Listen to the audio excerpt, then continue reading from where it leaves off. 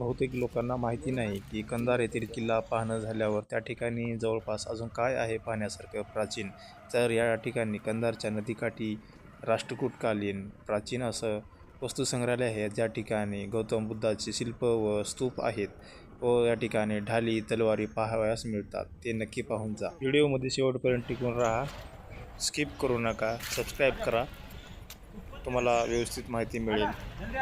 वस्तुसंग्रहालय कंधारचा हा म्युझियम वस्तुसंग्रहालय पाहताना खूपच मजा आली व बघायला तर गार्डनसारखं वाटत होतं. मित्र पण माझे बेंगॉलचे होते, त्या मित्रांना हिंदी समजते, तर त्यांच्याकडून मस्त कॅमेराचा वापर करून घेतलो. कॅमेरामॅन बनवलो मी त्यांना, मस्त माझा व्हिडिओ शूट बनवायला सांगितलं.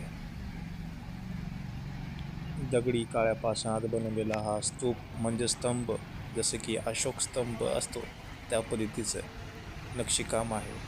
किती बारीक नक्षीकाम आहे, याच्यावरती कोरलेली ही बारीक नक्षीकाम, मूर्ती व डिझाईन पहा, किती आकर्षक वाटते. कंधार येथील हे म्युझियम, हे वस्तुसंग्रहालय आज खूपच ओसाड व भग्न अवस्थेत आहे.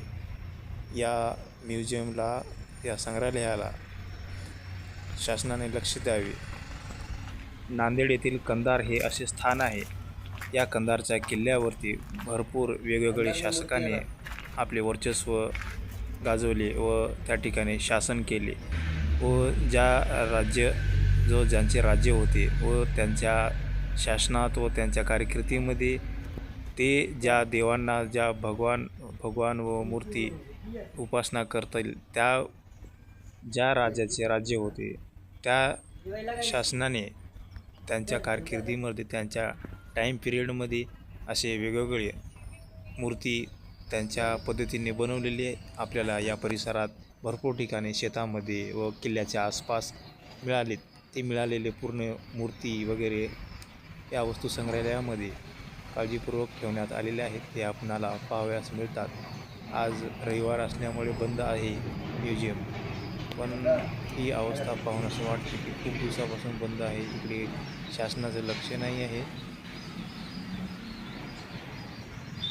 1200 वर्षापूर्वीची ही दगडावरील कोरलेली कला पाहून मन भारावून जाते.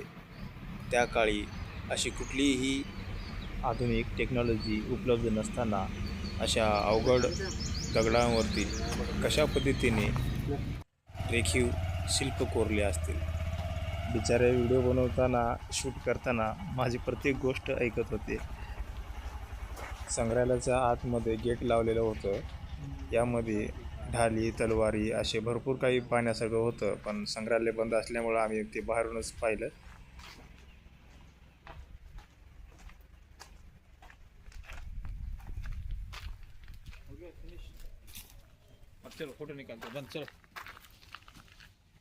अशा पद्धतीने रविवारच्या सुट्टीचा आनंद घेऊन परत आम्ही आमच्या कंपनीकडे निघालो, फुलवळच्या MIDC मध्ये. मी कंधारला सप्टेंबर-ऑक्टोबरमध्ये जर आलात विजिट करण्यासाठी, तर नदीवरील दृश्य हे तुम्हाला अशा पद्धतीने पाहावयास मिळते. तर नक्की भेट द्या आणि माझ्या चॅनलला सबस्क्राईब करा.